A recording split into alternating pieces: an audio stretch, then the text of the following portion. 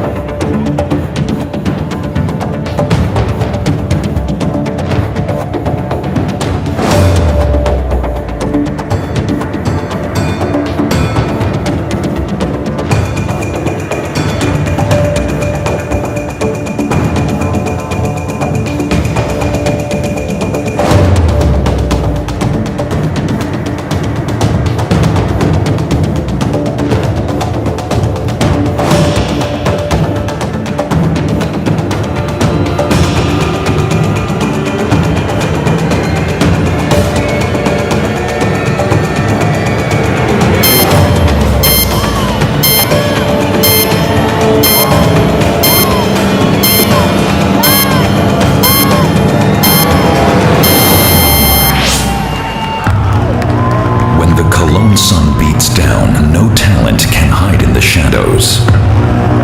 New rivals emerge, and old friends rise. Victory or defeat in the glowing light of truth. When the heat is on, the best of the best will face the challenge.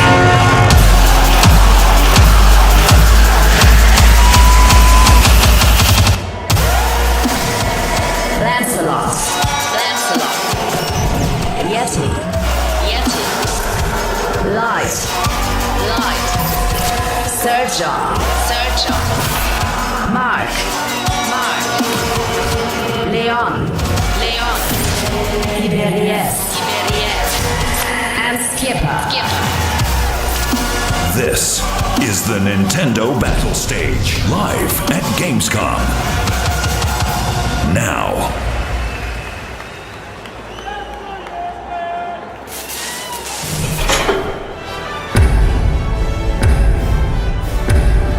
Lights on for Mr. Battle Stage, Tim Feldner. Hello and welcome everyone. Welcome to the Nintendo booth. Welcome to the Super Smash Bros. Ultimate Gamescom 2019 Invitational. I hope you guys are excited for some really great Smash action tonight. Sounds like it. Perfect. I'm also super pumped.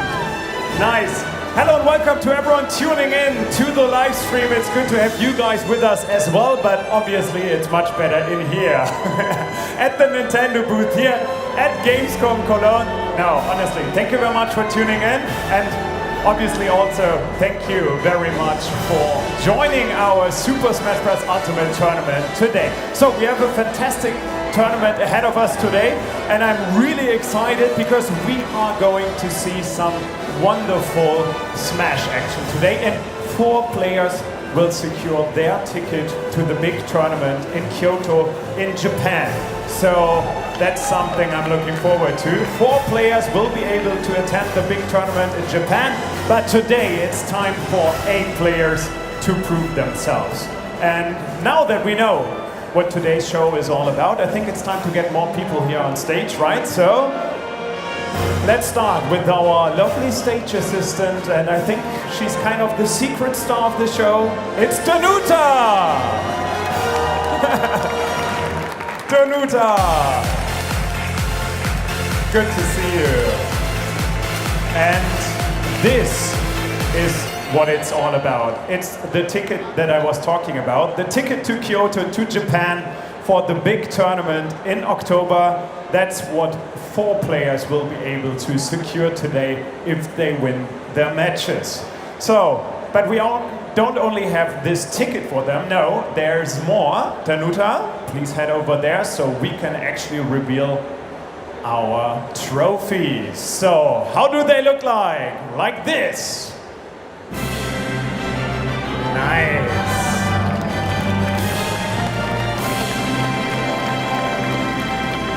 4 amazing medals for 4 amazing players. And now, ladies and gentlemen, it's time to get some real experts on stage. I'm talking about our professional commentators as well as our official referee from Nintendo of Europe. Make some noise for Bowie, Ramses, and Julian! Hey, buddy. Hey. Hey guys, how are you doing? Hello, I'm well, thanks. A bit exciting to be here. I've done a few tournaments in my time, but I know. a live audience. Perfect. But are you guys pumped for today? Hell yes, we're gonna have a good time today here at the Nintendo stage. Yeah, exactly. So I already said that you are our official referee from Nintendo of Europe. It's Julian. And Julian also had a hand on the rules, which you are going to explain to us right now. I believe so, yeah. We have our 8 players, but we also need to have a look about how these players are going to be going about their business today. So let's bring those rules up onto the big screen and we can go through those one by one. So let's get those up now for us, please. So, as it goes, we have 8 players. We have 4 matches. First of all, these are going to be best of 5. So the first player to win 3 games will win their match and be given that ticket onwards. It's going to be done in, I believe, squad strike. So every player is going to choose 3 separate characters. 3 separate characters. It's going to be tag team. So when they lose their first stock, that character is gone from that game. They need to make sure that all the 3 characters they use are they're very proficient with them. There they are. Here we are. Okay, so let's go through that again. The squad strike, check. Tag team, check. Best of 5, check. Yes. There we go. 3 stocks, as I mentioned, per game. It's going to be 7 minutes per game. And to make sure that it's all about skill, no items. I see a few people in the audience excited about that. Don't worry, we know. Exactly, we understand why. So, I think we can go to the launch area now. And Julian, please head over to the player area because we want to announce our players, right? They are the stars of the show. All right, guys, take a seat at the fireplace and then it's actually time to announce today's players. Are you guys excited?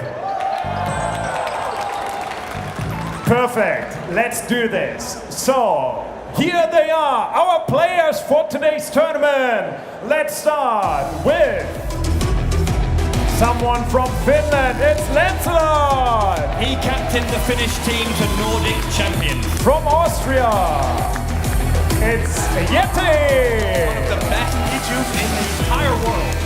From Germany, it's Light.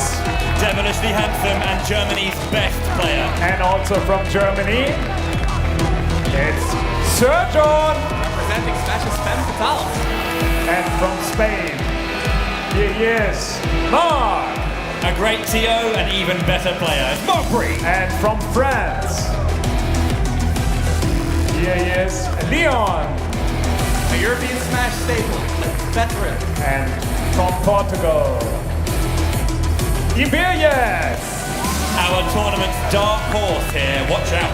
And finally, from the Netherlands, it's Skipper. Prize pick from the Netherlands. Let's see how he stacks up. Here they are, our 8 players for today's tournament. Looking good, gentlemen. Nice shirts, I have to say. I'm a bit jealous. So, I'm just going to ask you one question and one question only. Why are you going to win tonight's tournament? I will win today's tournament because I have the best Wario in the Nordic countries. Nice. That's some confidence. Pichu. I will win the tournament because I'm super hungry already for the Japanese food. Nice. I will play better than my opponent. Okay. Because I'm the best. Ooh. I'll win because I want to make the Portuguese Smash community proud. I'll win because I'm really glad to fight an old friend. I'll win because I have the Spanish community under 10 with me. All right. Thank you very much for that, gentlemen. That's quite some confidence, right, Bowie and Ramses? Absolutely. They're all think they're going to win this one. They're brimming with confidence. I love to see the matches. Yeah, so let's take a look at the bracket because we are eager to find out who's going to play first. And here they are. Our first matchup, it's Sir John versus Skipper. It's Leon versus Light. And it's Ibayes versus Lancelot, as well as Mark against Yeti. So, ladies and gentlemen, now it's time for our players to take their seat, and our first players of the day will be Sir John and Skipper. So give them a great round of applause, please, for Sir John and Skipper. Guys, you can go over there to Julian in the player area. And you guys, thank you very much for joining us for now. This is your applause. You can leave the stage over there. And I'm going to join my buddies, Ramses and Bowie. Hello, how are you? Oh, I'm pretty good. I'm super excited, I've got to say. I mean, looking at the bracket, we've got some interesting matches for sure. I mean, and listening to how excited or confident everyone is a really interesting thing to see. Funny that Lancelot mentioned he's the best warrior in the Nordic region. I wonder if our good friend Whoopi would be going to contest that one. Yeah, and I have to add, the pressure's on. There's one match, one best of 5, and that's it. You win, you go to Kyoto. Yeah. You lose, that's your chance. Yeah, and our first matchup, it's Skipper versus Sir John. And I remember what Skipper just said. He said, I'm the best, so it should be easy for him, right? Exactly, but Sir John is no slouch of his own. He's been in the scene for a while now, one of the rising stars in Smash 4, and he's kept up that level for years now. Yeah, let's talk about these two. What can you tell us about them? Well, I mean, as you say, Sir John's one of the best players in Germany right now, and you know, he was rising in Smash 4 and in Smash 4 Wii U, and now with Super Smash Bros. Ultimate, he's really found his niche. He's just, I mean, we saw him at the European Championships, really putting on a good show, and he took them, alongside Light all the way to E3, and they performed wonderfully out there. Now, can we see him on his own to really bring that skill? Yeah. What do we know about Skipper?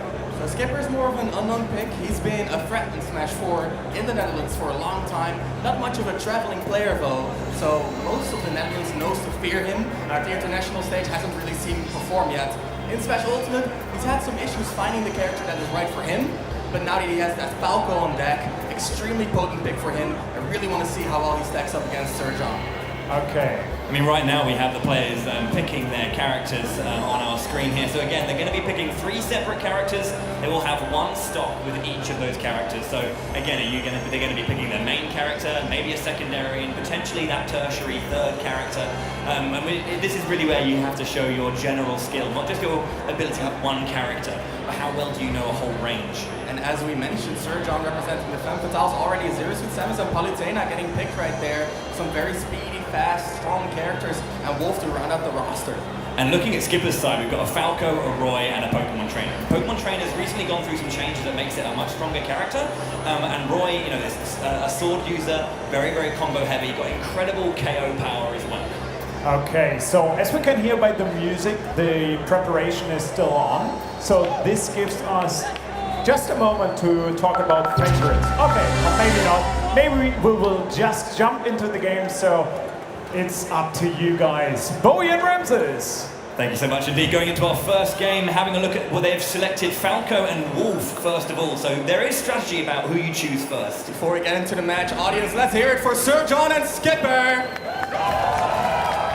Okay, nice opening game going onto Battlefield to begin with. Just teasing each other out, throwing out the odd move here and there, but again, you can see Sir John getting a big combo off. Look at those combos. On the other hand, Skipper, this is his favorite stage with Falco. Amazing combo potential. He just needs to get that first hit. Sir John is not letting him. Yeah, I mean, this is the thing with Wolf. He's got a lot of very good hitboxes. You can see he can string together a lot of big hits as well, but Sturgeon trying to find the KO, can't find anything just yet, and now Skipper's in. That's that combo game we talked about. Look at the damage coming out, 40% already, and more damage coming in. Skipper's looking for it. Sturgeon intercepting the combo immediately. Yeah, going for that very, very short hop and then falling forward there to try and follow up, but Sturgeon just gets out, goes to the nair, follow up, does not connect. Amazing tech by Skipper, staying in the game right there. That Falco needs to put in work, that is his main character. Tries to get a combo there, but it's not quite landing. Look at the neutral game, they're really feeling each other out. I mean, that's the thing when you're playing against a counter player or a character you maybe haven't played for a while. You need to get into the game and really start feeling your way in. And you can see now following up, gets the forward tilt, not going to be enough just yet. Skipper should recover, but easy edge guard maybe. Goes high. Look at that Skipper, still in the game after that lead by Sturgeon. Oh, and look at that, the KO. That's a lead for Sturgeon, and Falco is out of the game. Absolutely, that nice scoop hitbox comes up, and now you can see Skipper coming out with the Roy. What can he do with this massive combo character? Goes to the down throw into up air, gets another up air out of parry. Nice parry right there, the pressure is on, forward tilt lands. Sturgeon now off stage, not where Wolf wants to be. The flare blade not gonna connect, and Sturgeon makes it back. So the thing about Roy is that he's got such good strength at the hilt of his sword, at the base of that blade where you want to be. So you have to be up close, but you can be devastating if you're on point. Here's Sturgeon though, is still living on that first stock. The combo still coming out 45%. Look at that, the auto shield forward there, almost getting the read on the smack, but Skipper, he's on the board, he's fighting. Wonderful back air, and he goes into a taunt there, but you can see Sturgeon bringing out that Palutena. Good, again, we're talking about combo heavy characters. That's what Palutena does best. Strong back air too, with the shield property as well. Exactly, that shield of Palutena will block any incoming attack, so if she uses that back air, there's no way to get past it, but here's Skipper, he's not even dealing with the back air. Oh, he's wonderful. Going straight into the close range. Yeah, lovely string there with the jab into grab into back air, no, trying to got the sour spot on the up air to land. Wonderful Amazing read. tech chase, not quite enough. Battlefield, such a high ceiling, but there's the tech chase. The up air's gonna close it out. Sturgeon is looking dominant right now. Skipper though now has 3 characters on the board. You know, what we see from most Pokemon trainers is this low percentage heavy combo game with Squirtle, switching to a solid neutral with Ivysaur, and then trying to consolidate a stock with the strong hitboxes and KO potential of that Charizard. Exactly, Charizard's KO potential, no slouch, but he needs to get the percentage first, and Palutena has other plans. Look at that, the back air walling the down tilt, a forward smash getting charged, but it's not quite enough. Here's Skipper, he tries to find a KO, but it doesn't quite land. Absolutely, you can see that just the work coming out from Sturgeon rather to get the percentage up. He's looking to get this stock very, very quickly. Goes for the explosive flame, doesn't connect just yet, looking to get there for the finish. Skipper now, the Charizard's out. Can he secure this stock? No! A beautiful back air will be enough. Sturgeon takes game 1. 2 stocks remaining, a quite dominant game 1. Sturgeon showing what he's made of. Skipper has to find an answer. What a great first game. So how do we feel about that? I mean, the most important thing to say is that you can just see how well Sturgeon was able to kind of just keep the pressure up on Skipper. He was finding nice moments, but couldn't either push it too far to get the KO, or was struggling to get in on the defensive side of Sturgeon's game to really kind of keep the percentage ticking over. Exactly. I think the most important thing in that game was Skipper's Falco losing to Wolf. Falco is Skipper's strongest pick, and losing that Falco so early on, that's a big hit for his lineup. Yeah, felt a little bit like he crumbled after the second stock, so that's exactly what you're saying right now. So let's see what we are going to see now. Okay, so just before we get to the characters, our players are playing on what the community call modified DSR. Basically it's about stage selection, knowing what you can and can't ban, and our players have selected Smashville for their second game. Exactly. They cannot go back to a stage that they've already won on. So this is Skipper's turn to select a stage that fits his team. We're seeing the same character picks coming out here, and you gotta wonder, will Skipper keep his Falco for more of a comeback position in the back of the team? Exactly. We haven't really talked about the strategizing of which character you pick when, and when you bring them in and who you throw out first. Seems like we're ready though, Tim. Yes, we're going into this second game right now. There's nothing I can add except to head it over to you guys. Okay, it looks like it's going to be the same setup. Yeah, Falco into the Wolf to begin with. Get off to a good start. Get on to the ground running. Exactly, and Smashville being a smaller stage is really going to help Skipper to push Wolf off stage and really capitalize on Wolf's poor recovery game.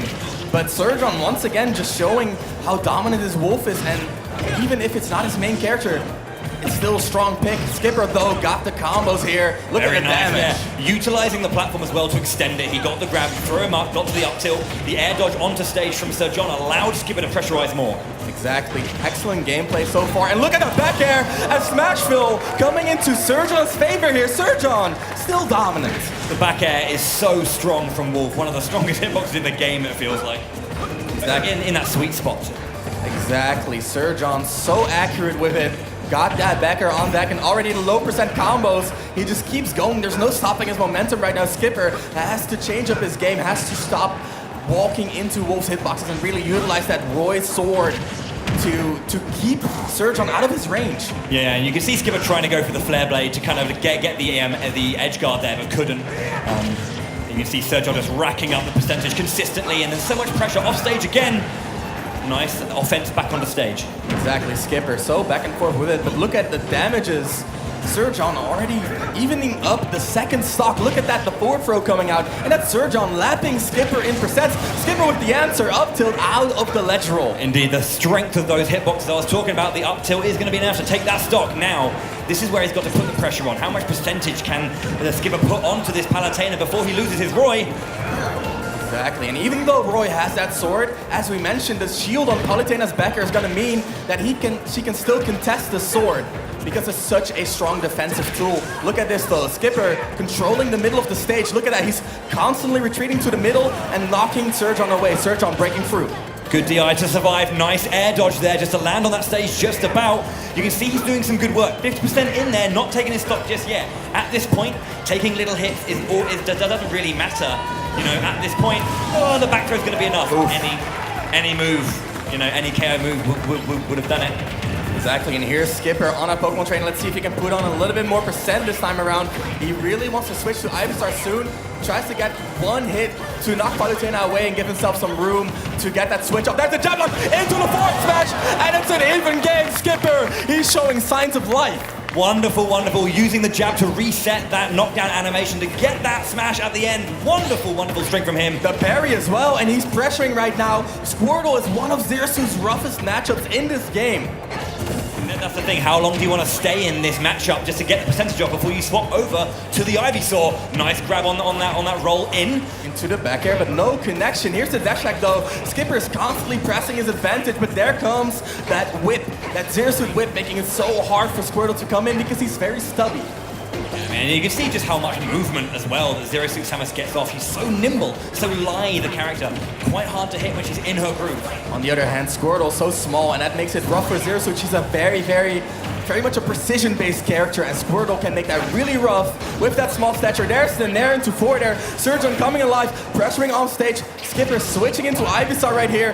That's a combo. This is looking very nice though. The thing is, Ivysaur's got loads of little tricks to get these stocks, but you might think, forward air coming up the Charizard, it's going to be enough. Skipper with a point on the board, 1-1. That Dragon Claw coming in clutch, so much range on that, and Surgeon did not expect Charizard to have an extra jump.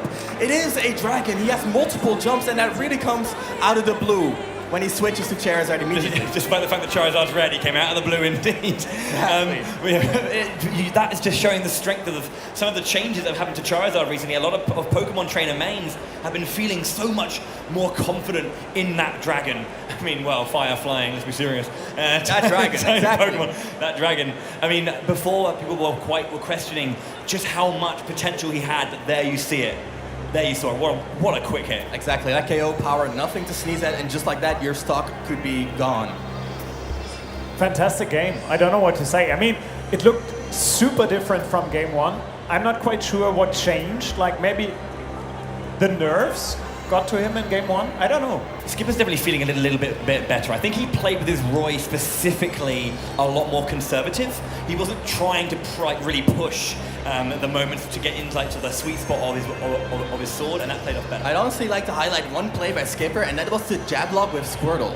Getting a KO with Squirtle is very rare, and that meant he kept keep the momentum with Squirtle. The new character switched in, and he could immediately go for those low percent combos. So that really swung the game in his favor, getting that low percent KO with the jab lock into forward forward smash. Just amazing find by Skipper right there.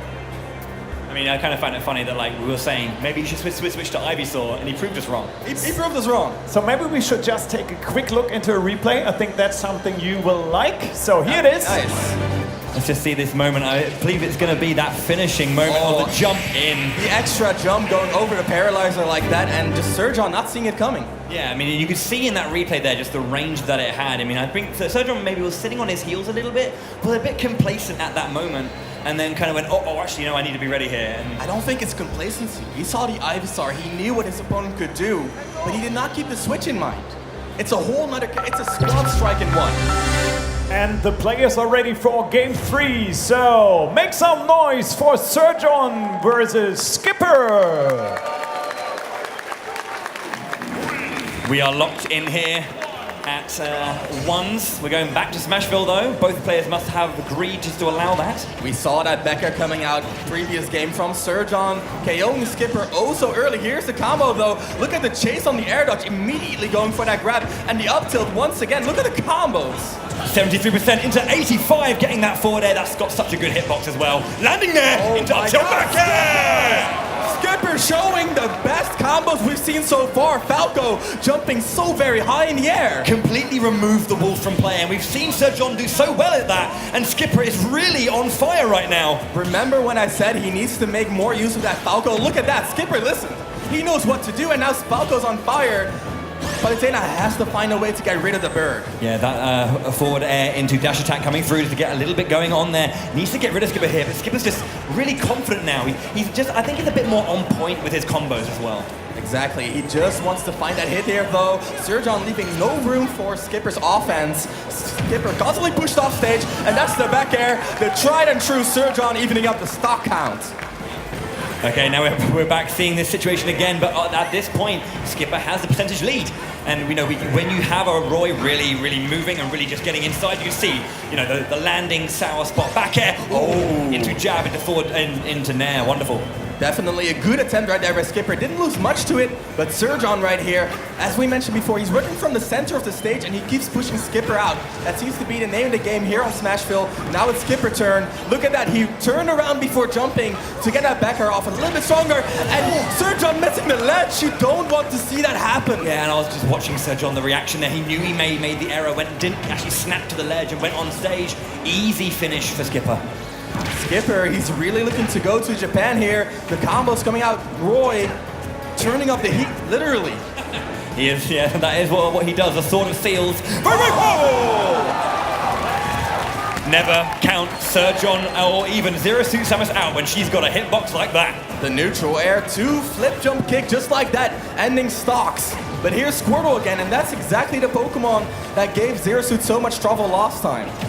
That's the thing you can't get to. I was mentioning complacency last game, but maybe we saw a little bit there from Skipper, or just proficiency. Surgeon to finish it off. Nice down air by Surgeon coming out of nowhere, meteoring down to the ground, but as soon as he finds his footing, Skipper is there to mess up his flow. I do like the confidence that Skipper has in Squirtle though, because of his lightness, he's quite fragile. Surgeon twice with the flip kick into Meteor. Scrapes that game back from the jaws of defeat. He definitely grabbed that game with both hands and dragged it down, and that is a 2-1 lead for Surgeon. 2 KOs with that Zero Suit. Excellent gameplay right there. Yeah, I mean, Skipper came out really strong with that Falco and showed a lot more resilience with his Roy, but then I think Squirtle may be showing it, or at least I think at that point Surgeon kind of like just really tightened the screws. He just really started to constrict a bit more against Skipper, who couldn't fight back. Let's just dive into one more replay and then maybe we can commentate that. Let's see what we got. It's that combo game, and you know what's coming at this point. The forward air is coming out. Skipper really putting on the heat, up tilt into back air, just like that. The landing there was beautifully just dragged him straight down to the up tilt, and up he goes. And I mean, coming back from that looked tough. But he did it. He did it, and explosively with those neutral air to flip jump kicks, getting them twice. And I have to highlight, getting a neutral air on Squirtle, that tiny character with a precision character like Zero Suit, you hardly see that happen. You have to be so incredibly on point to make that happen. There's actually another replay, so let's jump in. Take a look at the next replay. Let's see, I think this is just that moment, I believe, where we just get dragged across the stage. Look at that, he's looking for those neutral airs. That's the third neutral air in a row, and there it is. Oh, disgusting. Skipper looking back at the pass there. I felt that again. But 2-1 now to Sir John, and I think that our players are ready. The players are ready. Sir John is taking a deep breath, and now we can jump into our next game, brothers. Sir John versus the next game with Sir John versus Skipper. Will Sir John close it out, or is this Skipper's comeback? We've seen him adapt. I want to hear the crowd give it up for Sir John. There seems to be some definite love in the crowd for the German player. Nice, just reading or and I guess guessing the correct way that his opponent was going to move and punishing with that grab. Roll, try to follow up with the tech, but nothing major. Look at that, the pressure is on Sir John, really on point here with the damage again, and this time around, it's not looking like Skipper's Falco is too effective. No, I think at this point, Sir John's just tightened up his movement and his positioning just to know exactly how to get around what Skipper's trying to do to get the combos against Wolf. Sir John is playing extremely defensively, and now Skipper making his way through that defense, whipping the grab, that is lethal! A whiffed grab will be countered or answered rather by that scooping up smash, and now we've got Roy needing a lot of work to do. Tried to red to the right way. Nice blazer out to hit the shield there. Exactly, the multiple hits, and Sir John was not ready. Skipper needs to make his breakthrough happen soon. Before these early combos start stacking up the damage, Skipper makes his way out, but that's still a hefty amount of percent from one grab right there. Look at that. Yeah, sometimes it's just trying to anticipate what your opponent's going to do, and it's trying to put yourself in the right position. And this is really strong from Sir John. Sir John is looking to close this out again. 80% is not safe versus Wolf. A lot of KO power in those smashes. And Skipper, as you can see, he's already playing a little bit more slow pace. He's looking for the opportunities, but Sir John even more patient right here. Yeah. Skipper just trying to find a way in, needs to get a big hit, but you can see he's definitely looking for those, and that's allowing Sir John just to, be a little bit more careful and punish correctly. Look at that, the cross-up with the dash attack, making it safe. Skipper not ready for that. Skipper moving around looking for a hit, but Sir John, he's intercepting. There's the get-up attack. That was very brave to use the get-up attack to get it, because if he had mistimed that, the scoop would put it away. Oh my goodness, Sir John, can this man be stopped? He's on a warpath to Kyoto. One stock away from that flight, and we see what he can do. The Ivysaur comes out with 100% currently on this Wolf, goes for the Charizard. He knows he's got the big hits coming out, and he needs to secure this stock now. Goes for the back throw, gets him off stage. What can he get out of that? The forward tilt attempt, not quite gonna connect. Sir John immediately returning to stage. He knows what he has to do. Just keep Charizard out, because Charizard not too quick. There's the charge smash. Sir John, he hasn't even lost a single stock, and here is Skipper. Wow, if Skipper was a little bit further forward, that would have been dangerous. But can't quite get this stock just yet. Sir John really just putting on a clinic here right now. This is just how you play Wolf effectively. Gets the grab again, goes for the forward throw. Very precise, goes for the down air, a little bit hyphy, but not quite gonna matter. There's the dash attack interception. Sir John, he's so in control right there. There comes the breakthrough. Skipper once again the claw and the taunt as well. At this point though, it's a bit of a mountain to climb. It is doable, but it's gonna be a bit of a doozy. It's an uphill battle for sure, but we've seen Skipper do it before. There's the Nair, not quite gonna KO a big body like Charizard. Charizard makes it back, tries to claw his way back to the center of the stage. There's a flamethrower, good range, but it's not gonna lead into anything else, and he needs to lead into a combo like that. Landing Nair into grab, gets the down throw afterwards, but trying to just connect something bigger, gets the full range forward tilt there as well. Skipper is looking dangerous here. How will Sir John find the hit? It's dangerous for Sir John here. That back air is one of the strongest in the game. There it is! It's not going to be KOing. Skipper is making it happen. We saw the lightning come out. It was a little bit of a faux lightning. Didn't get a stock there. The back throw coming out. That is not quite that. One of the heaviest characters in the game. Skipper's still alive. Good DI there coming out from Skipper just to stay alive at that point. Trying to find a big hit by Nick. There's going to be gone. Sir John winning 3-1 over Skipper. He's going to Japan. And with that, we have our first player heading to Kyoto. Give it up for Skipper and Sir John! Guys, join me in the middle. Come on, or us, not just me. Skipper, well played, man. Sorry for your loss. But here he is. Congratulations! Come to my side. So, let's officially take a look at the bracket. There it is. It's Sir John, our first of 4 players heading to Kyoto to the big tournament. And now it's time for Danuta to bring us the medal. Yeah, here it is.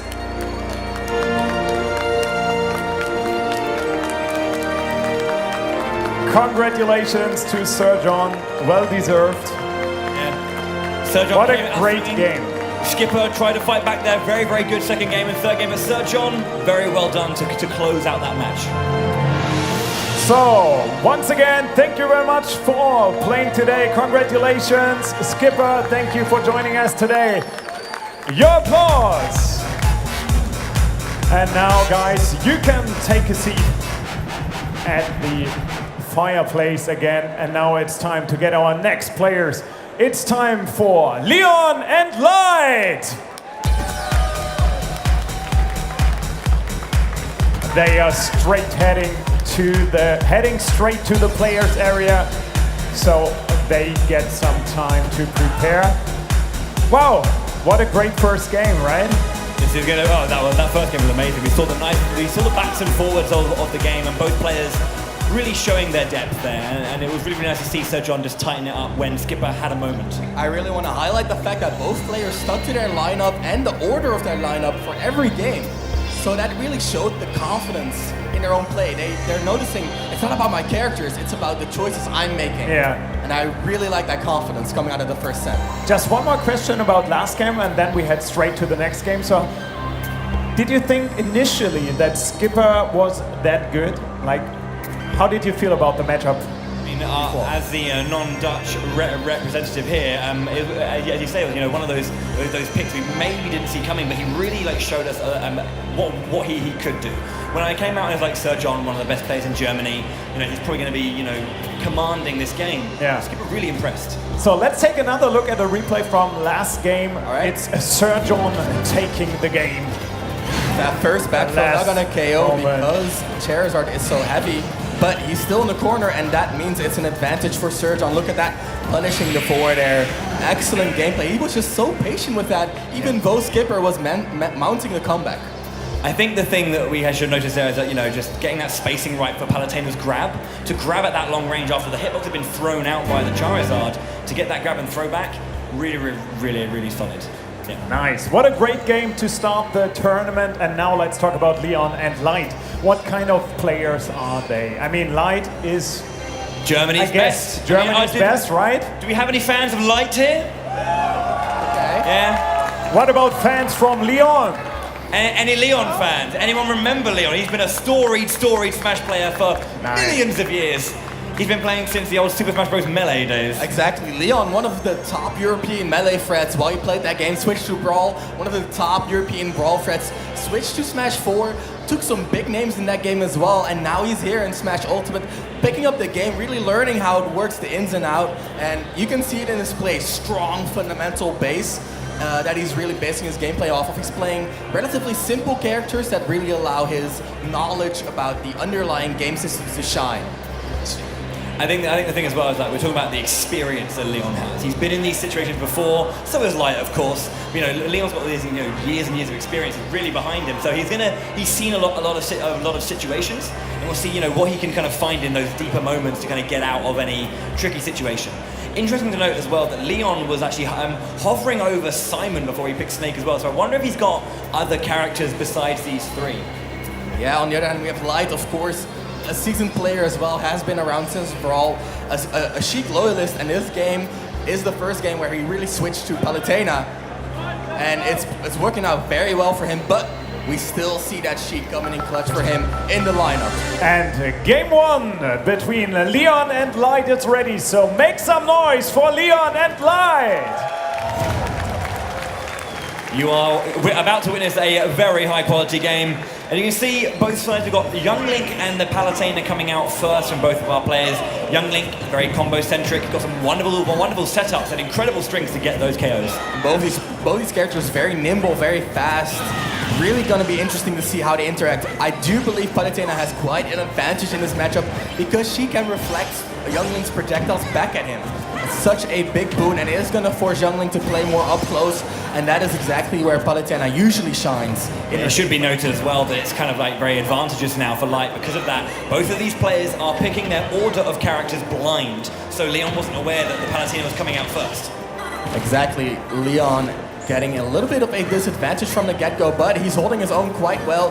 Still behind, but that's not an insurmountable lead. Look at the momentum. Leon, he's covering the landings and it's already evening it up. Light has no way to make it back. That was the reflect, but it's not gonna lead him too much. Look at the pressure right here. Leon just keeps it up. Projectile after projectile into the Master Sword, into the up smash. Leon with the lead. He knew that Light was going to go back on stage there, and coming up against that disadvantage, Leon with an early stock lead. And this is a turn of the tables. Mario quite a disadvantage against Young Link, but Light finding his opportunity with the forward smash, evening up the stock count. That KO, quite scary right there. And now Leon coming out to a moveset that he's very familiar with. Big math player in the past. We know the strength of Lucina in this game, so he's very comfortable with this moveset. Exactly, look at that, look at the movement, going back to center stage, covering the roll, looking for the landing, but Light a little bit too fast on the trigger. Here come the combos. Such damage on Light's part. You look at the spacing from both of these players. Ooh. If that was a little bit earlier. Talking about spacing, that's exactly what they wanted to do. Leon pressuring Light all the way off stage into the grab. Very well done. There's the back air. Leon once again with the lead, and Light. This is not what we expected out of the first game. I mean, especially when you're looking at just how much quality we've seen from Light over the years on the Smash circuit. But Leon, as we're talking about that experience, he just knows this game so well. But we are now back onto Light, his favorite character. It is his favorite character. He adores Sheik so much. So, he wants to, really show that she's got something. So I know that there's going to be a lot of emotion behind this play. Exactly, but one of the disadvantages that Sheik has is that she struggles to find that KO. And you can see it by Leon's percentage, 145, and Sheik is nowhere near getting it. But I spoke too soon. Light, he knows what's about to happen and he knows how to deal with it. That was an excellent KO right there. And here's Snake. Can Leon's Snake make it happen? This is the question. I mean, Snake is a very good character. He's got a lot of tricky things that, that make him difficult to deal with. Like bouncing fish coming off a shield straight into the up smash there. Then Nikita comes out to catch. Oh my goodness, he brushed the blast zone right there. Nikita, once again, an attempt was made, but Light, if you throw a hitbox at that Nikita, it does get deactivated. So, extremely good awareness by Light. He is getting those combos, but it's not enough to get Leon anywhere close to the KO range. Light about to land into that forward smash, but jumping out and then back onto the stage. Getting the control again. Oh, sneaky back air right there. Leon got the basics of CQC down. Dash attack to interrupt. No down throw yet, but the next one might lead into a combo for the KO. Leon is looking for it. Okay, at this point, Light back on stage again. Gets a dash attack, trying to look for a moment. Gets the grab. Here we go. Oh, what can he get? Bouncing fish is a risk right here. Leon, very wise to go high, but Light with the answer. He found the KO at 100% on Snake. Yep, Snake is a heavy boy, but regardless of that, Sheik at that height with that hitbox is gonna be taking stocks. And that is the advantage that Sheik has. She might not have too much power in her moveset, but because of her mobility, she can hit you when you're close to the blast zone and get those early stocks. And we can just see, there was so much control coming out from Leon for the most part. And again as well, there was the percentage on Sheik, the rage effect coming in, it capped at 150. So we're talking like maximum rage. It is scaled down, obviously, from Smash for Wii U, but it still does have that, it does make that difference in those moments. Exactly. Let's take a look at our first instant replay. That was Leon with the control on that Young Link. Very unexpected versus Light's main character. The forwarder coming out as well. Once again, brushing the blast zone. And look at the reaction by Leon. I mean, I know it seems like a simple thing, the opponent's going on stage, get over there, but it's the ability to anticipate they're going to go high, then the reaction, they're going high, get into the right position and choose the right move. There's a lot going on there. I was thinking about if that was exactly what you guys expected, but I guess it was, because you were just talking about the fact that Leon is such an experienced player, right? Exactly, and it really goes to show, because Leon hasn't been playing the game for too long. It's just been so amazing to see how well his fundamentals come through for him. Okay, we have another instant replay. Let's take a look. That was the end of the game, and look at the percentage on Light. He is one hit away from losing this game, and the confidence to go for that grab immediately into the forward air. That was a combo. Leon going high, Light chasing him down with that up air. Such excellence. So how do you feel about the next game? It seems like, I mean, well, we can see the different, we're not going to say anything, but we can see the different choices in terms of like where they're going to be going next. So as we got Leon bringing out his Lucina first, it seems, and then Light again with the Palutena, just again, front foot forward, out of the gate swinging. And here it is, game 2, Leon versus Light. And keep in mind, guys, last time Leon started with Young Link, so this is the first switch up we've seen. He feels more comfortable playing Lucina versus Palutena, and rightfully so. This is a decent matchup for Lucina, very even. Both of these characters very fast, a lot of range, and look at that already, Leon swinging at Light's Palutena. Yeah, and you can see his movements, he's doing these just dancing around, staying in the right position. He's using the Dolphin Slash to kind of get an on-reaction hit. Exactly. Very quick move. Great movement, as you mentioned, by Leon. The down tilt, moving back and immediately back into Light's face, not giving Light any time to put on any defensive measures. We saw that back air by Palutena being so strong, but not if Leon is just constantly inside of your range. And just, knowing, this is about understanding and knowing your connecting hitboxes. What can go where? Wonderful edge guard coming out from Light there. Just read the movement, got the back air, that far out, that's a stock. And that was the result of him just constantly pushing forward. He kept pushing forward and forward and forward until it was up to Leon to make a mistake. And the reflect on the up smash, the trap was reversed immediately. Yeah, and the percentage was like 40-ish% from that. Leon, just a moment of just forgot that the reflector came out and that the up smash was going to be hitting him instead. And Light capitalizing on that wonderfully. And this is the curse. In theory, Palutena is good versus both Young Link and Snake, so this is a rough matchup. If his Lucina cannot do it, his Snake is going to have a hard time as well. There's the grab, Light trying to stay in control. Once again, we see Leon going high. This time it works out for him. The trade there, just pushing each other back. The Nikita comes out. Ooh, the counter was nice, but you could see that if that had fell a little bit quicker, that would have been exactly. Leon seeing that counter come out, angling his Nikita upwards to avoid it. Altogether, Leon looking for that up tilt, an amazing KO move for Snake. There's the Nair, closing it out, Leon. He is not looking too healthy, but the stock count is even up. But remember, again, Snake is a heavy character, so it's going to be, again, those bigger hitboxes that are going to be the ones to worry about. Like, the hitboxes that maybe a lighter character would be, being taken, having their stocks taken by, isn't going to affect Snake as much just yet. Early percents are a little bit of a slouch for Snake, but as soon as you reach the higher percents, it is going to be scary for Mario to jump around. He is going to have to close the stock out somehow. There's the grab. No reaction by Leon. Light was waiting for a poor option, but Leon too smart for that. Oh, wonderful. Light going so low, and that just delay the sag on the up B there, just catching. Oh, the combos. He's looking for a jump, but Leon not giving it to him. Leon now answering with that Young Link. Look at the jumps.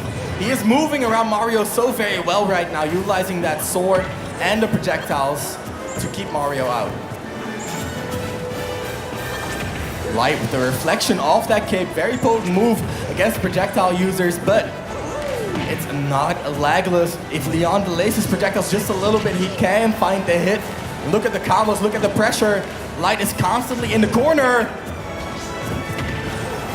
Yeah, I mean, Leon's just, just keeping that pressure up. He's got all these projectiles, all these hitboxes, scary ones too. Oh, very nice, using the landing first hit of back hit into the up tilt. Wonderful stock. Exactly. Very well done right there, Leon, finding one of the rare kill. KO confirms that Young Link has. Look at that already. The nimble movement from both these players just avoiding each other entirely. But when the hits land, they're looking for more. The forward air, Light following up with a quick backer into the bouncing fish.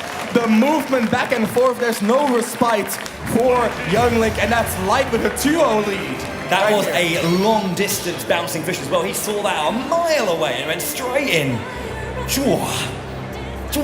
Such great gameplay by Light. And as we mentioned before, Sheik not the strongest character, but the movement is just gonna help her out, finding the hit after hit after hit. He got one forward air, followed up with a back air, and set up for the bouncing fish. It's the little things that count. That's the thing, like most characters, if they have, if they're lacking one thing, it's usually kind of like backed up by another part of their kit that they can really utilize to, either pressurize or get those stocks in some way. You guys talked about the leap of faith, if you want to say so. So let's take a look at the replay. All right. Look at that. That was Leon going high and now having to recover low. Light. Great reaction. Yeah, because that's the thing. Like when you're edge guarding, there's so many options your opponent can do. He saw that the grenade had come out early and threw it back onto stage to cover the stage. But then at that point, Light was just like, okay, he's going low. And the thing about the up B for Snake is it has that slower startup. It is kind of like because he's heavy. The later you use it, the more sag there is before you actually start rising. Yeah. And Light really punished that. He knew that and went in. I actually would have loved to get a replay of Bowie because he was jumping around on his seat. It's not. I'm quite a... Oh, hello! Hello. That's an Isabel, and on the other hand, we have a Zero Suit Samus as well. Okay. And Light is leading up with Isabel, predicting a Young Link or a Snake, but he's getting the Lucina. And there is potentially our last game between Leon and Light. And Light is one game away from that flight to Kyoto. Leon needing to just put a little bit more work in just to get that couple games back. Reverse 3-0s have happened before. Exactly, and we see how strong Leon is as a player. He knows what he has to do. He just has to make it happen. He has to be quick enough to adapt to Light's strong, oppressive gameplay. Yeah, I mean, and we're going to see that a little bit from Isabel. I know he does have one, and he's been throwing some around in friendlies when we go to tournaments. That was a tic-tac. Extremely close. But the bubblegum survives, as does Isabel, but not out of the woods quite yet. Tries to make it back on stage. The slingshot coming out into the dash attack, but it's a little bit of an overreach. Here's Leon with the answer. There's the fishing rod. My heart, I can't take this. He's got an edge guard. Isabel on the board. Light showing that cutes can also be deadly. Yeah, that was a long and grueling edge guard. Look at that, Leon has to rely on Zero Suit. Now, we haven't seen that yet, but that was his main in Smash 4, so he knows how her moveset works. Light not letting Leon breathe. Leon has to make something happen here. Has to get that stock out of the game. The thing about Isabel, she's got all these tricks. She's one of those characters, very annoying character, gets into your face. Very, very nice. That landing down air into the up air, very nice and quick. Taking that stock, and now this is a classic, I think, from Smash for Wii U. Zero Suit Samus versus Sheik. Two of the fastest and lightest characters in the game. Look at that already. So many moves getting thrown out. Light looking for the reset, looking for the combo. There it is on the top platform, utilizing Battlefield so very well. Light, he's on a roll. This is down to Leon's final character, final stock here. He's got to make some magic happen with this Young Link. And we've seen magic happen with Young Link. He's a tricky and cool character. Exactly. Definitely do some nice things. The fire arrow coming out, the projectiles, the first hit of back air as well. Leon is already racking up a lot of damage here. Light has to make his way in through that bag of tricks that Young Link has. Returning boomerang, very nice trap right there. Just trying to feel out a little bit of what Light's... Light trying to go deep again. Trying to figure out what his tendencies are with that Sheik. Trying to get deep with the fire arrows. Trading, gets a back air into a nair just to trade it out a bit. There's the Zaire, there's the down smash. Not quite going to connect. He was a little bit short on range right there.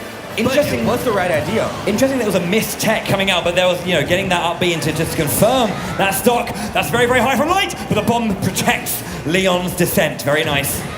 And here's Light playing his signature character, the Goddess of Light. And the Zack coming out, Leon. Great reactions right there. He's trying to put on pressure, and we've seen the young Link beat Palutena before. We know it can happen, but Light this time around with the gonna be it. and that is a victory for Light. He's going to Kyoto, Japan. Both of our German players make their way over. Leon, he high-fives his opponent. He knows he played well. Light, the second player and the second German player who secured his ticket to Kyoto. Make some noise for Light! Guys, come on over here. Light, Leon, come to the middle of the stage. You can grab your controllers afterwards. Come on. Let's make it official. Let's take a look at the bracket. There we go. So John and Light, your first two to have booked their way to Japan. All that food. Can you wait for the food? Yeah, I'm fine. I think I can make it. October. Until October, he thinks he can make it. Perfect. Thank you very much, guys. Danuta, it's time for the medal for Light.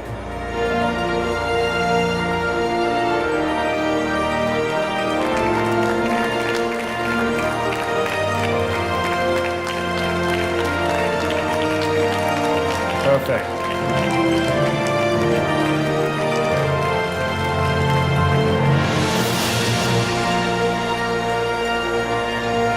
All right, you guys can go backstage. Thank you very much for now. See you guys later. And now, it's time for our next matchup. It's time for our next two players. Yeah, sure, you can take a seat already if you want to. We'll go back to the fireside and warm It's ourselves. our next matchup, and it's Iberjes versus Lancelot. Make some noise! Hey guys, you can head over to Julian. Ooh, I'm excited for this one, Tim. So, obviously earlier this year we had the European Smash Bros. Ultimate Championships. I had the good fortune to go over to the Nordic region and see the Nordic teams playing. Lancelot, captained his team to an astounding victory. Incredibly, Finland is a great country for Smash anyway. The Nordic region as a whole, great talent up there. But Lancelot is a gem. Yeah, and he just last week he showed an amazing performance in Germany. And now he's back, he's looking to get that win. On the other hand, Iberjes, representing Portugal, a very underrated region, a region we don't see a lot out of. And I just want to highlight, this is the very north versus the very south of Europe. It should be an interesting matchup. Okay, we should talk more about that in just a second. Now let's head back to our last match between Light and Leon, because you mentioned the fishing rod action going on, right? Let's take a look at exactly that. I love a good bit of a replay. Here we go. It's Isabel just doing so much work, but yeah, getting so far off with that edge guard there. It was just a nice trade and tech to survive as well. Just reversing the situation completely with that fishing hook, grabbing Leon from stage, throwing him out there, and then a neutral air to follow it up. But Isabel, like I mentioned, cute, but deadly. The chap in the white hoodie there loved that play as well. He was particularly impressed. But yeah, that's just the quality of that. That's the thing. It's not just about being great on stage, but the real talent or the real kind of like crunch time is when you get off the stage. Those moments when your opponent is, at their disadvantage, and you want to like really get in there and finish those stops. Don't give them a chance. Yeah. So now let's talk about the new matchup. Iberjes versus Lancelot, and you just told us that you're really excited about it. Is it the one specific matchup you guys are the most excited about? It's hard to say. Excuse me, that was a lot of breath. It's hard to say because so many great players. But I was having a chat with Lancelot, and so earlier he was like, "I'm the best Wario in the Nordic region." Yeah. That's a little bit cheeky from Lancelot because there is a very good Wario player called Whoopi, who is probably the actual best Wario player in the Nordic region. But Lancelot's here to show otherwise. But he's a great Crom player. So he's going to have that kind of the Echo Fighter in Roy. He's going to have two characters he's very strong with, and then that Wario secondary. On the other end, Iberjes pulling out both Pokemon Trainer and Bowser, really liking those heavy characters, and Lucina to round out the roster because heavy characters don't really like long range. Lucina can patch that up. Nice, so let's head into game one. Iberjes versus Lancelot, make some noise! Looking like town and city for our first game, father versus daughter. Spoilers, by the way, if anyone's played Awakening. It came out years ago, don't give me that. Running with the Lister colours, though, so I'm a big fan. Right, and you have to mention the fact that all these sorties coming into play. Lancelot, as you mentioned, playing both Chrom and Roy, and on the other end we have Lucina, and that really changes the dynamic of the matchup. You're going to see them play a lot more mid-range, a lot more neutral, trying to feel each other out, a lot less brawling up close, because they do have those swords. And the thing is, their Echo counterparts are Marth and Roy, respectively from the screen. They are the characters who have these sweet spots and these sour spots, like the tips and the hilt of the blade. Whereas these two, their swords are the same strength across the board. Big counter, but got the timing a bit wrong there. I want to highlight that play because that was so cerebral by Lancelot. He used that B up high enough that the counter wouldn't connect, but Lancelot, just so smart, immediately turning the situation around after that offstage scenario. Yeah, now the thing that I was going to mention before that happened is that the thing about Chrom is he's so powerful, but his recovery is exploitable. And that was the moment that, Iberias had to actually get that, but just, the time was just a bit off. Amazing play by Lancelot, amazing spacing, and right now the dominance is coming through. Iberias has to find one solid hit with Charizard to round the stock out, but will he find it? Chrom so nimble, such good pressure, the back throw is going to throw him off stage. Yeah. While Town and City is huge, the blast zones are very close to the ledge. Yeah. So if you get caught there, your stock might just be forfeit. Lancelot doing the gluttony special, clapping just before the stock starts. Whirlpool loops, but no follow-up right there. He might get those back airs, and there's the forward air, the up air as well. Is going to use Water Gun to follow it up. Iberias looking solid right now, but here's the answer by the best Wario in the Nordic countries. Look at the combos. Would be so mad right now. But yeah, you can see just that combo potential was so good, being able to get these landing nairs into the up tilt. A big part of Wario's game, or his counterplay game, is he's got this waft, and it can just change his down B, the fart move, if you will. It's just so powerful. It's a big part of his comeback. The one thing is, he needs to wait 2 full minutes before he can use the strongest version of that waft. And will he be able to survive for that long? There it was, and it was ineffective, the super armor, but there's the follow-up. Lancelot, he had the pressure, he has the lead. That was a max range slap there, the forward tilt coming out from Wario right there, the KO, but here's Iberias' Bowser. A lot of control right now because Lancelot does not want to lose his stock. He is going to get outranged by that big Koopa King. Just like that, the forward air coming through and the pressure is on. Iberias controlling the stage so very well. And you can see just holding on to that percentage right now. Lancelot, doesn't want to take this stock just yet. Wants to hold on to that waft and use it just to get either, at this point, just percentage. Gets a little bit of health back from the bite there. Right there. Very nice. Very well found by Lancelot. But Iberias full hopping over that Wario, and here's Lancelot's final character. It is going to be Roy. Yeah, I mean, that's very nice stuff from Iberias, just to kind of see that the bite was coming out and punishing it perfectly. Lancelot, though, with that, has this same moveset, but Bowser is a big, heavy boy, and he hits hard. So, I think at this point, never mind. Big heavy boy is gonna get fried up by that sword, the blazing sword by Roy. It's gonna be the first victory. Lancelot takes a lead in game 1. Yeah, I mean, I was about to say that Roy was actually at carry percent there from a big hit from Bowser, but that's the strength of Roy's Sword of Seals. You hit on the hilt, it is going to go like the clappers. It is going to be very, very powerful. And I want to mention that combo that Lancelot performed, the jab into forward smash, that is specific to heavier characters. You cannot do that on a Peach or a Pikachu. They're too small, too light, they get blown away too far. But Bowser, he's still in range for that hilt. He can still get KO'd. So amazing presence of mind by Lancelot right there. And we have another replay of Wario applying lots of pressure. So let's take a look. I love replays. It was that attempt at a forward smash, but look at the combo, the Razor Leaf into the Vine Whip. But Wario breaking through, the immediate switch to Charizard, using the super armor to break through the waft, negating the pressure. But Lancelot, that is the signature of a good player. He goes for the KO. If it doesn't work out, he still has a backup plan. So we just had a 3-0 with Light. How do you feel about this matchup? And there was these moments when Iberias just kind of finding his groove. Yeah. And I think he needs to kind of just maybe pace himself a little bit better. Don't burn out too early into the game. Don't give away too many tricks, because Lancelot is going to come out swinging again. I mean, we're going to find out. right? Eventually. And this time is now. It's our second game. Iberias versus Lancelot. So you can see Iberias changing up his order there, putting his Lucina last. So Squirtle is actually one of the best and worst picks versus Chrom. In a neutral game, he is going to get outranged by that sword, but as soon as Chrom is off stage, Squirtle has the best tools to deal with that offstage game, to really push Chrom off stage time and time again, and already the pressure by Lancelot forcing Iberias to switch. Ooh, he got the right spacing! Yeah, the Skyward Slash there does kind of bring enemies down when he gets it up. And if I think there was a little bit of more movement or Iberias was slightly further to the right, that wouldn't have happened. Unfortunate way to lose your first stock. And that is such a heartbreaker, because that doesn't happen often. It was just a little bit too early for Iberias to go for that edge guard, and Lancelot, once again, cerebral. He knows exactly what to do when his opponent makes a mistake. Maximum punish, maximum reward, and the early lead, more than a full stock already. It was Soaring Sash, by the way. I just remembered. I had that moment, you know, when you go, oh yeah.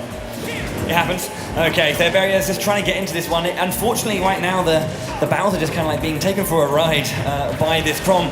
Landing Nair does not kind of follow up anything from that one. Tries to go for a back air, but this run up forward tilt is not going to be enough just yet. Trying to get the neutral B, but Iberias breaks through with the up B. Still has control, but Lancelot immediately swinging to get out of the corner. Very smart. Empty jump right there. Iberias did not see it coming. You can see it on the percentages. 172 on Bowser. He's a big boy, but that's a big punish. Yeah, that was you using the up B just kind of pressure their eyes that shield, maybe trying to catch a jump out of shield, but it was just easy to punish there for Lancelot. But you can see him just speeding up the pace. Iberias doesn't connect to the edge. He's looking so good. Goes for the jab again, trying to go for the flare bait, but an early Dolphin Slash to push back. Exactly. Very well done by Iberias, knowing that he had the room to intercept that neutral B. Here's Lancelot coming with the recovery. It is going to be hard to contest at that spacing.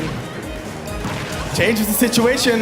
Iberias still has a jump. He can make it. Just barely, though. Breaks through the forward air, jumping over the down tilt, but Lancelot so on point with it. Nice parry into the up tilt, but not going to take that stock just yet. Oh, it's almost going to be the jab to reverse back air. There it is. Once again, it comes out. That's going to be enough. A 3 stock, and Lancelot is 2-0 up. A 3 stock. Such a dominating victory right there. Lancelot, he doesn't even need to be the best Wario in the Nordic countries, because he's the best Chrom in Europe. Yeah, I'm not going to refute that. That's true. Just like that, a 3 stock. What a statement right there. I mean, what did he do different compared to the first game? That's the hard question to ask. I think, first of all, it was very unfortunate the first stock because you know the Soaring Slash just catching and not getting the actual hit to or not having the spacing to land on stage for Iberias, so lost a character that he was going to really use, as you were saying, to punish the Chrom. And then I think it's just snowballed really. You've got the weight of Bowser, which can get big hits, but he's just combo fodder for Chrom. Chrom is a very volatile character. One stock he might end your stock in one combo, right? We saw that time and time again, but he's also very vulnerable. He's a glass cannon. And in this time around, he was more cannon than glass. Yeah. I felt like even the beginning looked way different than in the first game. So let's take a look at the beginning scene of this game. First off, you can just see the difference of the character matchup coming up from Squirtle. You were mentioning the quality of that combo game, but then you could just see how quickly Lancelot was just covering so many options here. And then here you go, goes off stage, there's the Soaring Slash, pulls him in, and falls down. Yeah, tried to get the down on the recovery because Chrom is actually very vulnerable when he's reaching upwards. But at the end of the day, the timing just wasn't quite there to get that edge guard going. Okay, any advice for Iberias for game 3? He has to keep his mental game together. I think that's the main thing here. That is also a good choice as well. Sorry, he's gone for the Lucina first. Yeah. To get to kind of have that more even matchup against Chrom. Okay, let's get into game 3. Iberias versus Lancelot. Once again, the sword matchup coming out, and already a good start for Lancelot. We see the pressure, the jabs, really walling Iberias out, but Iberias with the get-up attack, good range on that sword, immediately back to the ledge, and look at the parry! Oh, there it is! To forward smash! 11.3%, and he goes for an up smash just for a little bit of swag there. Wonderful, using that jab into forward smash. And that's the thing with Chrom specifically, where Roy needs to do that close, and it only works on heavies. There's no sweet spot or sour spot for his his falchion is just everywhere, it's just strong as hell. Yep, the jab to forward smash, so very consistent. Up the other shield as well, very smart, very fast, a lot of damage. Look at the pressure, Lancelot has hardly taken a hit. At this point, though, what's happened here is Lancelot is a momentum-based base player. You know, when he's really kind of like in control and confident, he really just tightens up all elements of his gameplay. This is why he's so dangerous! Oh, jab to back air, the combos keep landing and Lancelot keeps winning. He's looking to take an international trip, but it's not quite over. Bowser's still on the board, that fire breath coming out, not quite enough. He is making his way back to the stage, and now goodbye! Huge body drop coming through right there. Iberia's putting some weight into that forward smash.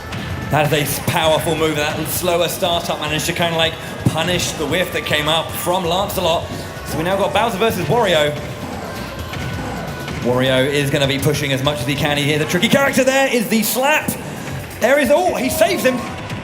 This is a high.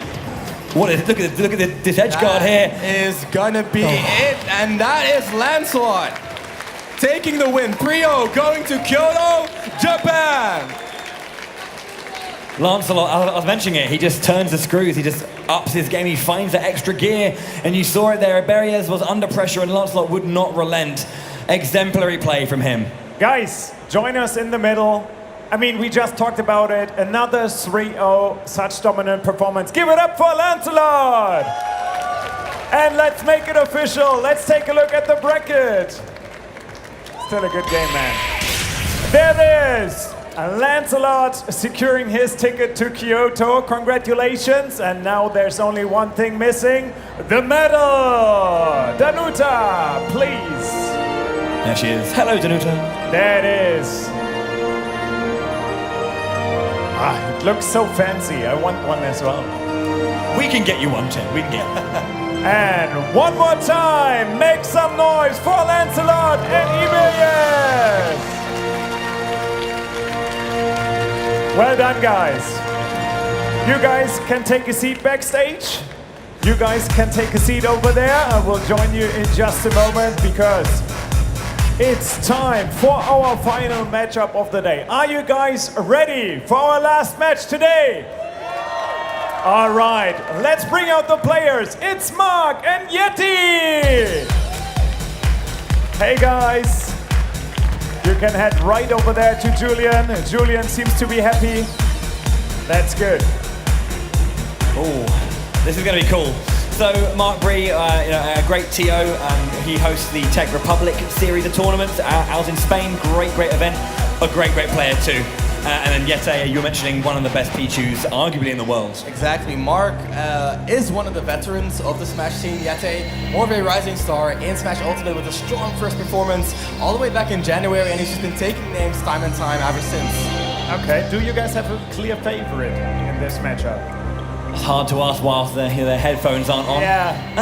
I mean, it's always a tough question, and it's kind of unfair to say, I guess. But I mean, Yeti. You are the experts.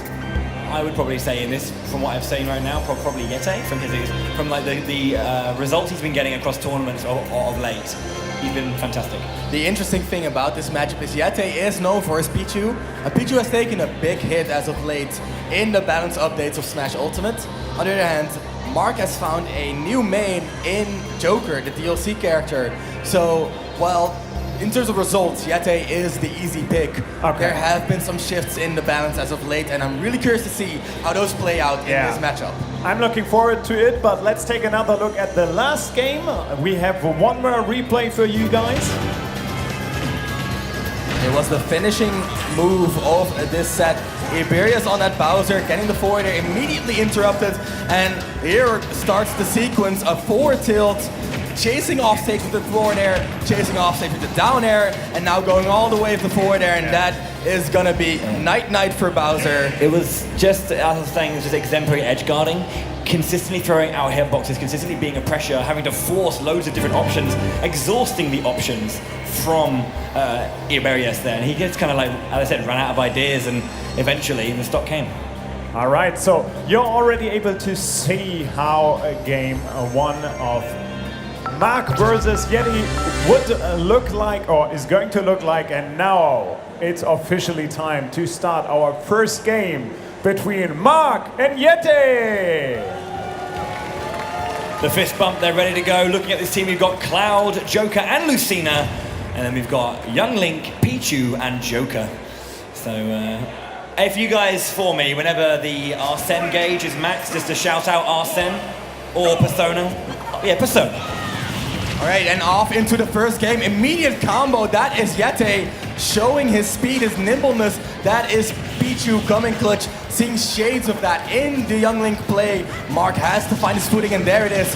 Immediate up out of shield, good damage, good follow-up as well with the up tilt. Look at that. He is utilizing his superior range. That is going to be a Kokiri sword for the Young Link. On the other hand, the Buster sword. Yeah. Immediate advantage right there for Cloud. Yeah. So I mean, he does have his limit on. In Ultimate, you do have to expend that. You can't just like let it run out. So it does kind of like promote a little bit more aggression coming out from Cloud players to really use the limit when it comes up. It is a resource. It does run out. So you know, Mark's going to be trying to use that. Exactly. Already the pressure is on after such a strong lead by Yeti. Mark clawing his way back into the game, and looking at the differential in KO power, this is looking to be a lead for Mark. He does have limit, and that is very, very scary. The back air comes out, and this is an offstage scenario. Limit cross slash. Yeti has no answer to get around it and has to forfeit the stock. Out comes the signature Pichu, though. I do like the fact that, you know, that just kind of forced no option. It was either jump and get defeated by the crosscut or the cross slash or fall. Nice. There it is. The fancy feat, the twinkle toes comes out. Yeti equalizes the stocks, and Joker's on the screen. Joker versus Pichu is one of Joker's harder matchups right here. It's very hard for him to hit the smaller characters, and his KO power is a little bit inconsistent, has to rely on Arsene to get that. But Mark is looking confident so far, got a good amount of damage so far. Yep. The thing, yeah, as you're saying, like, you know, the small frame of Pichu is what makes him, you know, like balance out the fact that he has such strong hitboxes. And again, there, the Persona is called upon, Arsene is on the stage, and suddenly Joker is going to see a spike in a lot of his bigger hitboxes and KO options. Exactly, bigger hitboxes, stronger hitboxes. That is a deadly duo here, especially for Pichu, the lightest character in the game. As you might notice, Pichu damages herself every time she uses an electrical move, so it's going to be that much harder for Yeti to survive. But Arsene is gone, and that is a good look for Yeti. Up throw into Thunder, not gonna KO right there. Got the Meteor hitbox to drag down, but because of the platform, couldn't connect the sweet spot. Exactly, the downward angle guns into the back air. Mark, another lead, and Arsene almost on deck. Yeti down to Joker as well. It's gonna be a ditto, a mirror match right here. Will Mark get his Arsene out, or will it be curtains before he gets that far? Yeti looking to get the KO with the up smash out of shield. Looking to weave his way around Mark, but Mark is staying very patient, very disciplined as well. Throwing an A there onto the edge just to make sure that the ledge was safe to recover onto. Yeti really enjoying the up smash out of shield, but it's not quite landing. The forward are not going to do much without an Arsene active. Right now, Mark is looking extremely strong. The back air walling, the guns are going to be safe enough into an immediate back air. Mark is putting on a clinic right here. The precision is just immaculate. Nice protection just to get back onto stage. And you can see Mark's Arsene just running out, and you can see Yeti has his Arsene in gear. Look at that, 190, 195, almost 200% on Mark, and he's still alive. There's the back air. I spoke too soon, Yeti. He's still alive, he's still breathing. But look at that, that is Mark's main character, Lucina. Yep, and you can see the percentage is high right now as well on Yeti. He does have to play with a bit of a deficit here. You know, just gonna have to, and again, because you're trying to learn 3 different characters or play against 3 different characters on the fly, what can Mark do to change up the matchup, or how his opponent is playing around what he's doing with Lucina? Well, one of the most important things for Mark here is to find that finishing move, that vital back air, forward smash, forward tilt, anything will do at this point, but Yeti is so nimble, he keeps retreating and punishing with the side B, the Eha, which keeps on racking damage. Look at that Mark, he had a fresh stock coming into this and already looking at the 100%. Yeah, and the thing is about this is, like, you know, Yeti is utilizing a bit more of that combo potential of Joker, you know, using these drag down up airs, but a wonderful platform drop back air will be enough to secure that stock. And the first game goes over to Mark. just barely though. Yete was mounting the comeback of a lifetime right there, and that doesn't prove to be, it's going to prove to be an issue for Mark in the next game.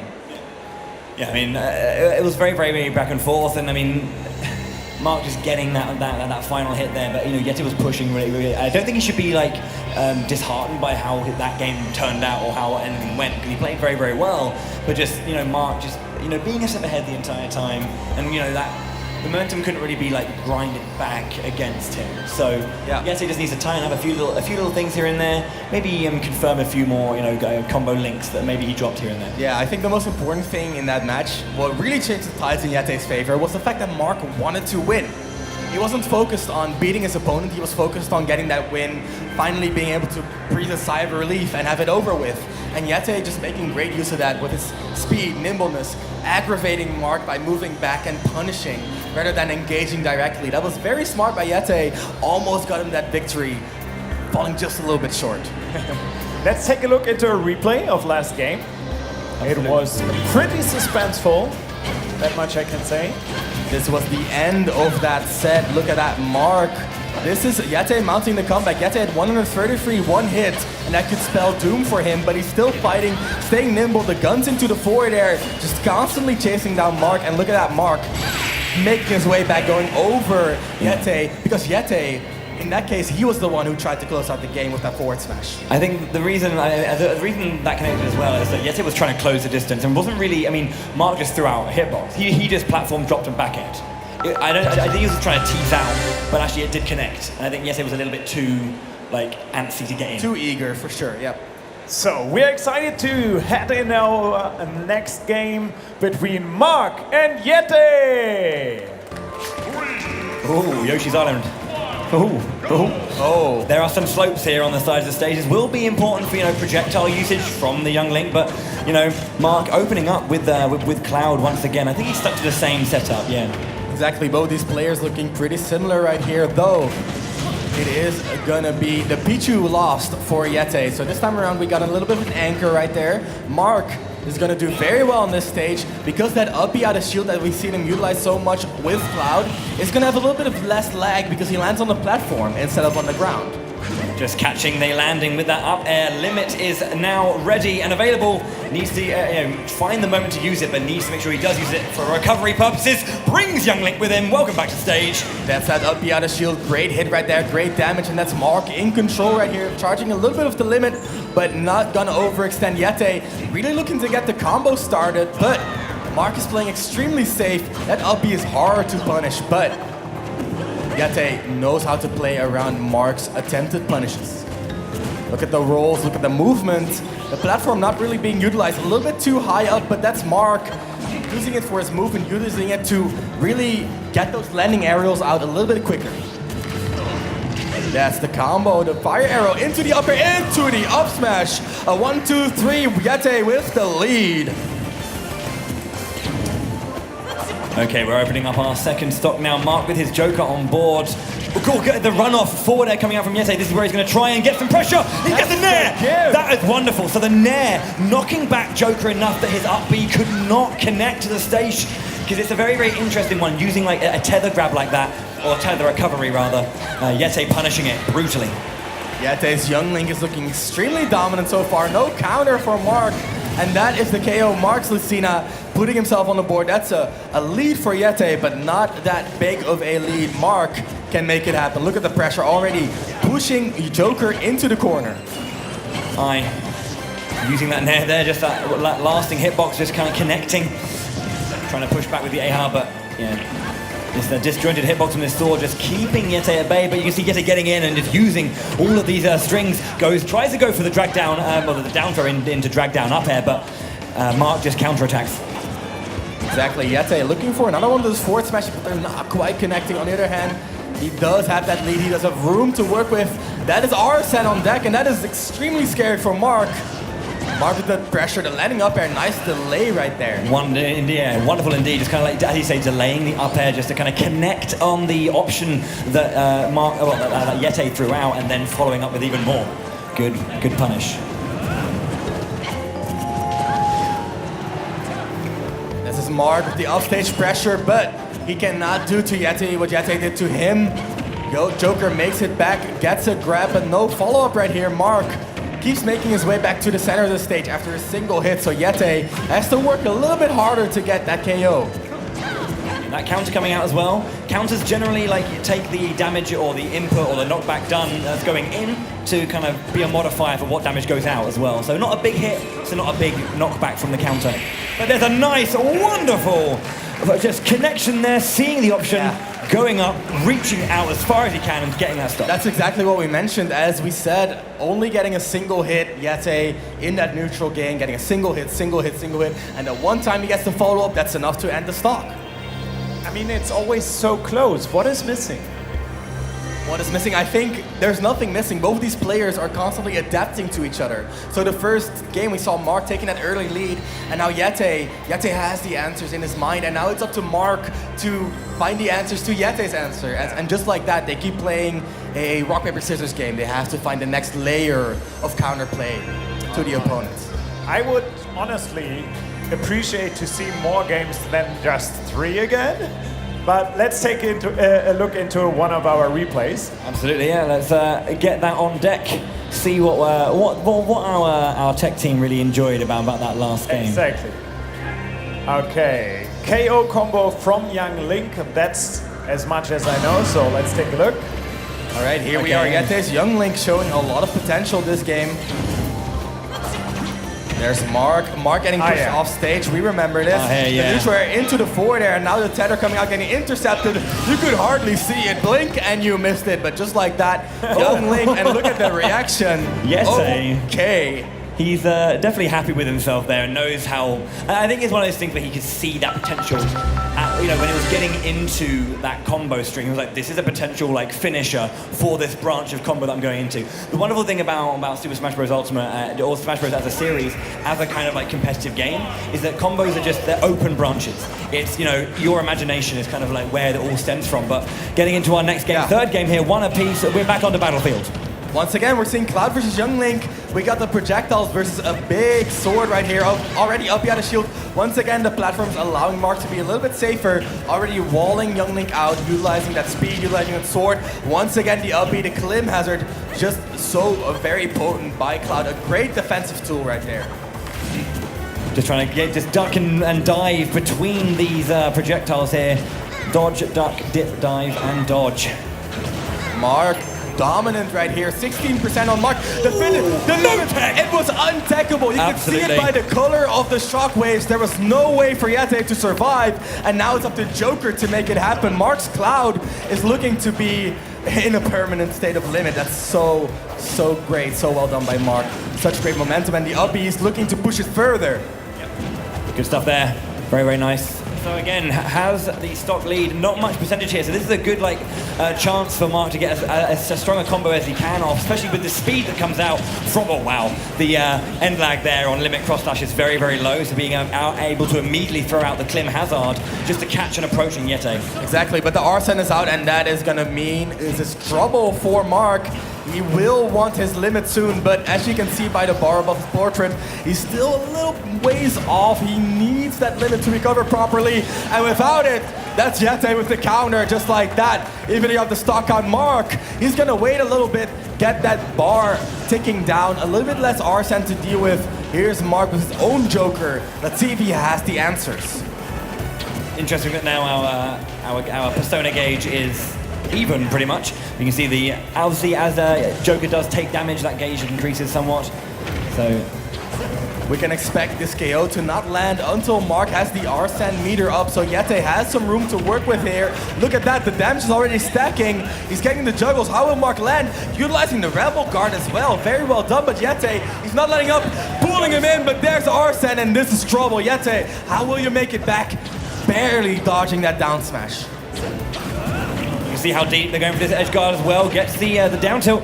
Does try to get the grab, and that allowed a punish from Mark. Mark looking for a deep edge guard there, but just spacing well, getting the up B recovery. The Nair not going through. Ahar comes out, goes for another one, but Yete stalling out the Arsene, but you cannot stall forever. That's 160 on Yete. Almost got the Arsene gauge. But noting as well that Yete's Arsene is about to come out now, and Persona, he's on the stage. Yete has the KO power now, and the percentage are on Mark to do it, so this could be a big turnaround, maybe. Yeah, don't be surprised by the percentages. This is definitely a lead for Yete right here. The back throw might come out there. Not quite a KO. Big stage on Battlefield. Mark finding another grab, but not quite there. Yete back to the center stage, almost getting the upside. Will this be enough? There it is, Mark dismantling the threat, and now it's all up to that legendary Pichu, right? This is the thing, like Yete kept this for last. He wanted to make sure that, you know, if he's going to use his best character, it's going to be now! Can't get the connection! Holding as much as he can! Wonderful from Yete! He kept the pressure on, he did not relent, he knew he'd get the timing right eventually, and now we've got Mark. It's Lucina versus Yete, a strong, powerful, disjointed hitbox versus a very, very fast baby mouse Pokemon. You think almost a glass cannon, you haven't seen Pichu yet, the lightest character in the game, damages herself. On the other hand, Lucina, amazing KO power. That forward smash would have been it, but barely living. Here's Yete, he's still getting pressured. Mark is on a roll. Look at that, the hitbox is swinging. The forward smash might be there soon. Look at that, the forward air, the walling, the side B. It's not quite enough to parry as well. Yete is looking forward, getting grabbed. Mark, he keeps pressuring Yete. He's so on a roll. Indeed, yeah, you can see so much pressure from Mark at that point. Yete just is back against the wall, and you can see the movement as well from Mark. It's so smart the way he's moved, just like dashing in this kind of like staggered motion, almost staccato, if you will, trying to find his way in. Yete, though, with a bit of stage control. That is the up throw. Not yet. He is alive, even on Battlefield. Look at that, 150. The neutral at the first hit, negating the jolt, and the second hit, spelling the doom. That is Mark Bree with another victory. That's a 2-1 lead right there. It is a 2-1 indeed. Both of our players are just locked in. It's just so close. It's going back and forth, back and forth. But, you know, this is the quality that both of these players have. You know, there's lots of great talent down in Spain. And whilst, you know, it's a bit rarer for a large amount of that community to travel, they just have so much talent. And oh, man. Last game you asked what was missing, and I told you, they're finding answers to each other's gameplay. And that's exactly what we saw. The first game going to Mark Bree, the answer by Yete, and here's Mark with his own answer. This is going neck and neck. And I was so excited, I instantly stood up. You just saw it. We have another replay from this match. Cloud securing the edge. I think we remember that one. This was the first stock right here, the matchup we've seen time and time again. Cloud versus Younglink jumping over the projectile with that Buster Sword, the back air, beating Link's stubby legs, the forward tilt as well. Look at the range, and that is look at the shockwave denoting the untechable state, meaning that there was no way for Younglink to survive that move. Yeah, so, all right. I mean, if it's green, it generally means if you hit the R1 button or the shield button at the right time, you can kind of like bounce away without too much push. But as Randy's pointed out, it was red rather specifically, which does make a big difference for sure in that, you know, the recovery potential. That is knockback based, so if your opponent's off stage and you can knock them into the stage with a strong move like that limit cross ledge, there will be no way for them to recover. So that's always an option on the board. I mean, yet his Pichu looks so strong. We have another replay. Guarding the edge, this great. And yeah, there's a reason we've called this one of the best Pichus in the world, taking so many strong names internationally. The forward smashes time and time again, hitting the Arsene up B, and the final one. Look at the reaction right there. That's exactly my face, my friend. Such an amazing play by Yete. I mean, he's having a great day. He's having a great day. Give him 3 Pichus, right? I mean, yeah, the free Pichu. Yeah, the adaptation is the name of the game. So, ladies and gentlemen, we are heading potentially into our last game of the day. Please make some noise for Mark and Yete! Woo! That is Mark Bree with the 2-1 lead. It's up to Yete to get an answer on the board, and already we see an answer in Pokemon Trainer. Yeah, bringing that one out. Again, we're going to see that high combo game coming out from the little baby turtle Pokemon. Maybe into a bit more of a neutral heavy, you know, KO confirm kind of game from there. Out comes the Ivysaur there. Now the Cloud does have a limit once again. Going to try and stall out as much as possible just to allow that to either run out and not really give Mark an opportunity to use it. But I say that out of shield is the Klim Hazard. Pokemon Trainer having a little bit of issues landing, but Ivysaur right there breaking through with those Vine Whips. amazing range on that, even enough to match the Buster Sword. But here's Charizard. Charizard is a really rough matchup for Cloud. As you can see, the back air Yeti, he has the answers. Yeah, Viren would be happy with that one. A strong back air coming out from the Charizard. We'll take that stock. And now, again, going back into Squirtle, he is lighter, yes, but at these lower percents, he's just invaluable. Exactly. Here's Mark, though, the Joker. We've seen him perform so well last game, and now already pushing Yeti around left and right. The parry not quite going to connect on that multi-hit. The final hit of that Ivysaur net is not a safe move, but the combo, look at that, utilizing the platform to push him towards the edge. Yeah, the platform there just kind of, I think it was one of those things where Mark quite wasn't ready for that there and didn't have a tech or any kind of evasive maneuver available. Yes, he's sensing the moment, going for the KO, bearing down, Jaws bared, Fangs bared, and then take that stock. Exactly, and look at that. Once again, Joker versus Joker. Last time, we saw Mark Bree emerge victorious, but this time around, it's looking a lot more even. Yeti with the follow-up, 40% for both. It's neck and neck, both of them getting single hits, both of them almost Arsene on deck. Look at that. The hits are landing left and right.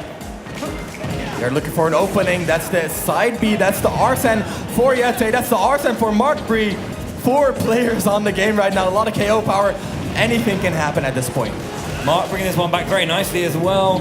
Does still have Yeti bringing it back now. Even percent. There was 0.1 in it until that hit there. That's our core on the counter coming out very strong. One of the best counters in the game. Only available when he does have Arsene, and now it's just Mark Bree with a little bit of Arsene left. They both make it back just barely by the skin of their teeth.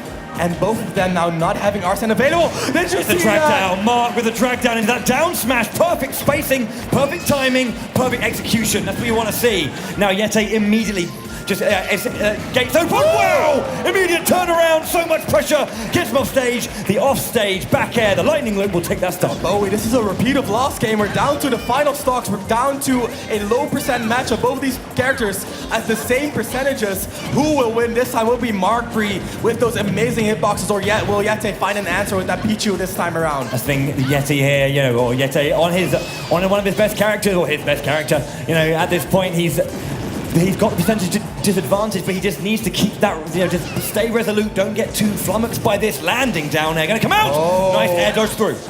Mark Bree with one of the best air dodges I've ever seen, but there's no answer, no respite from the back airs. Is this gonna be a gift? Another thunder jolt, but he doesn't get Yeti. That's not enough. He goes around the roll. It's gonna be enough. Mark Bree, 3-1. He's going to Japan. And there he is, our last player securing his ticket to Kyoto. Guys, come on over to the center of the stage. Come on, guys. Leave your controllers, just come to the middle of the stage and let's take a look at the bracket. Mark, come on over. It's Mark! Give it up for Mark! Congratulations! So well played, Yeti. Don't leave me hanging. Well played, guys. Woo! So here he is, our last player securing his ticket to Japan. The only thing missing, the medal. Danuta, please give this man his medal. What a great match. An absolute barnstormer to close the show out. Nice. Very great players. One more time, give it up for Mark! And please welcome all the other players. Come to the stage. And the 4 players getting the ticket to Kyoto, please come to the front of the stage. Here they are, your champions. And here they are, your tickets to Kyoto. They will be using those at the airport. Just take that to the airport and you'll get straight through. Exactly, that's how they look like now. So once again, thank you guys so much for playing today. It was so much fun to watch you guys play such enjoyable matchups. Thank you very, very much. Congratulations to the winners. A big thank you to everyone participating. Such a big thank you to Julian, of course, our official referee from Nintendo of Europe, and my lovely colleagues, Bowie and Ramses. Guys, it was such a pleasure. Thank you very much. Danuta, thank you guys. And thank you guys, of course, all of you here in the audience, for cheering for our great players here at the Super Smash Bros. Ultimate Gamescom Invitational 2019! And obviously also a big thank you to everyone tuning in to the live stream. Thank you guys so much. Tomorrow at 5 o'clock it's time for the Team Cup. Another great Smash tournament coming up for you guys, so make sure to tune in or to join us here at the Nintendo booth. But for now we would like to thank you and tell you have a great day here at the Nintendo booth. And goodbye, guys! Guys, congratulations! Let's congratulate them one more time.